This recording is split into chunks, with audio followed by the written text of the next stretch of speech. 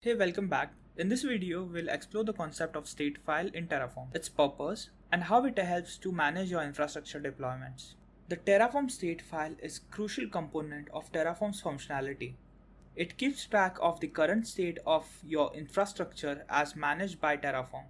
The state file contains information about the resources you have provisioned and their current configuration. We'll use the prior provider file and cd into number 4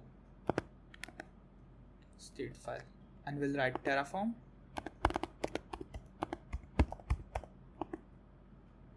now we'll create another file called main.tf and we'll write a resource for simple s3 bucket. Now we'll learn another command called Terraform plan.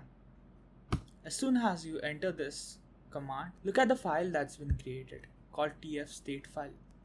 Since there is no change, there's nothing inside the file. And as soon as you write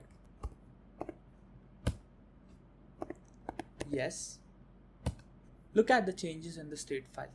The state file is crucial because it allows Terraform to plan and apply changes only to the necessary resources, ensuring that desired state matches the actual state of your infrastructure. By default, Terraform stores state file locally in the same dictionary as your configuration files. However, it's important to note that this is not recommended for production environments or collaborative projects. In this example, you can see state file stored as Terraform tf state. To address the limitations of local state storage, Terraform provides the concept of remote backend. A remote backend allows you to store the state file in a remote and shared location, such as an object storage service or version control system. Popular remote backend options include Amazon S3, Azure Blob Storage, and HashiCorp Terraform Cloud. Using a remote backend provides several advantages such as secure state storage, collaboration capabilities, and better team workflow. As we get into more advanced topics of Terraform,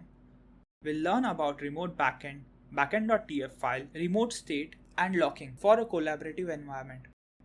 Happy provisioning!